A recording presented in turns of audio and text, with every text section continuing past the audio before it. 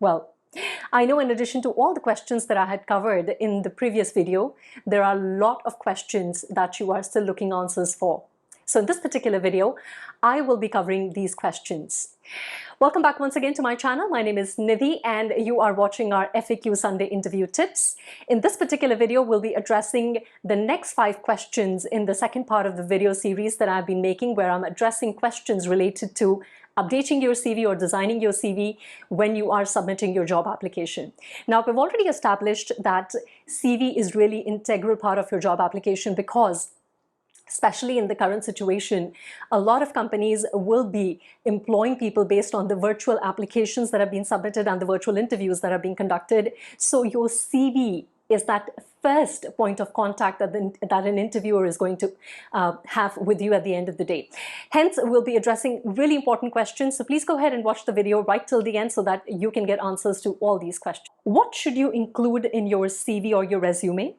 Should you actually put objectives, your career objectives, or should you actually put a personal summary? Now let's understand the difference between a career objective and a personal summary. A career objective is actually designed from the perspective of telling your interviewers what exactly do you hope to achieve.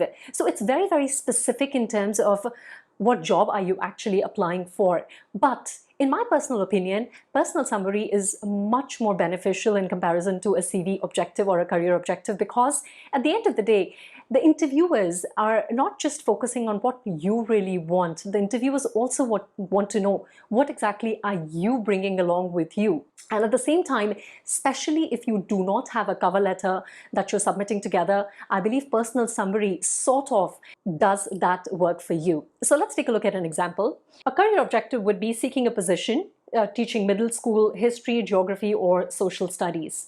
But if I were to write that as a personal summary, I would probably say enthusiastic teacher with 8 years of experience in middle schools, a versatile background including English and social studies, while supporting students' growth and development.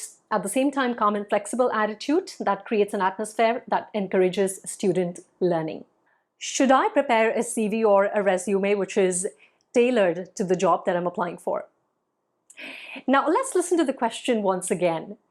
Should I tailor my CV or the resume for the job that I'm applying for? Well, absolutely yes.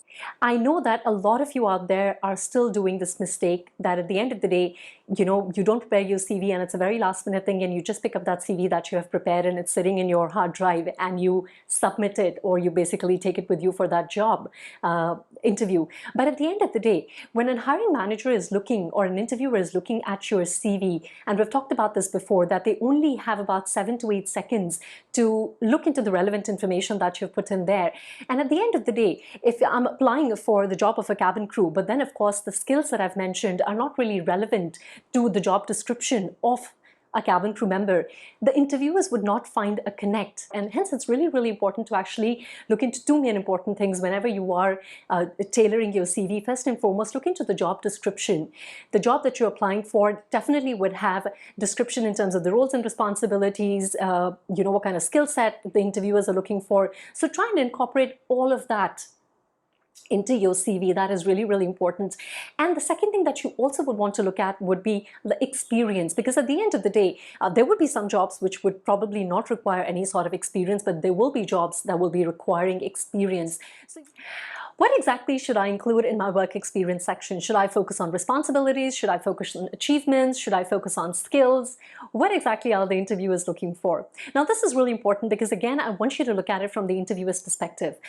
Apart from the technical skills or the technical knowledge that I will be interested in, I'm actually really interested in knowing whether you have the transferable skills, and that's really important. And if you missed out our earlier video, there is a video that we have made where we've talked about the current transferable skills employers are looking for, and we've been doing this series called Communication Tip, where we have tips where we have also shared this video on transferable skills. So do go ahead and watch those. But going back to this particular question, so at the end of the day, apart from looking at the transferable skills, I'm also looking at how well were you able to carry out your job role and responsibility. And that's really important to me because that is what's going to make you stand out. So that's really important. That's number one. The second thing that you also would want to highlight in that work experience is some key achievements or key accomplishments. So for example, if you won an award, as a customer service agent in your company, do put that down. Specifically, if you've helped increase the sales numbers, or if you've helped retain clients, those are some of the things that you should put it down in your CV, because that is how I'll be able to gauge how well did you actually do your previous job, and that is going to be a marker for me to decide whether you'll be able to carry out this current role with the same dedication, passion, and motivation to be able to give the same experience to our clients at the end of the day, which is what I'm looking at in that work experience section. But again, if you are a fresher and if you do not have any relevant work experience, as I have been saying this time and again, you can definitely work with experience that comes from your volunteering experiences, internship experiences, or even your life experiences, if you've handled projects before in your college and your school. And that brings us to a very important question, which is about relevant or irrelevant work experience. A lot of you ask me sometimes if you have a lot of work experience, because sometimes we job hop a lot, or for that matter of fact, we might have a lot of work experience and we might be changing industries. And we want to find out whether the experience that we have, if it's not really relevant to the job role that we're applying for, should we actually put it down? Now, this is really interesting, and I'm going to approach it from two perspectives again. Let's talk about experienced personnel first. So for everyone out there who's experienced, let me share this with you. For most hiring managers, they're only interested in your latest 5 years of experience. They don't really go down looking at all the experience that you have had before that. In that process, even if it's not a relevant work experience, you should definitely put it down, because again, as I said, the focus is more on the skills and how well did you do your job. And for candidates who are fresh in the industry, again, focus on all the experience that you can garner from your life experience, from your volunteering experience, and try and put it across in such a way that you're able to display your skills. And that's again really important. And this brings us to the last question of this video. How should I cover the employment gaps in my CV? So I'm going to share with you three tips which are really important. Number one, if you have an employment gap for a very genuine reason, for example, if you took a medical offer, if you took a sabbatical, or for that matter of fact, if you were made redundant, especially in today's situation, I think it's okay to actually put that, it's okay to put that down in your CV, because at the end of the day, if you do something like that, the interviewers will feel that you're very confident about and you made a very decisive choice at the end of the day, and you're okay to talk about it. The other way to actually kind of fill that gap is that obviously during that time you must have taken some sort of courses, or you must have worked on something in particular, because nobody just takes off and sits idle, right? So if you have worked on something, if you've gained some sort of knowledge, put that down, even if it's an internship, even if it's a training that you took, just put all that down so that you can actually show a natural flow of progression. So that's another way of doing it. And while you're doing that, instead of actually focusing on your experience, so starting off from your experience in your CV, start from putting down key skills. So focus on the skills that you have garnered in the last few years, and the focus would be more on the key skills and not so much on the experience then. And lastly, what you can also do is actually provide a cover letter, even if it's not asked. You can actually attach a cover letter so that you can actually talk a little bit about this employment gap, and hence telling the interviewers that you're again very open and confident in talking about it. Well, this brings us to the end of the video. I really hope you enjoy watching the video, and if you do, please do remember to like, share, and comment. And at the same time, if you haven't watched the first part of the series, do go ahead and do that, because we've covered the first 5 questions.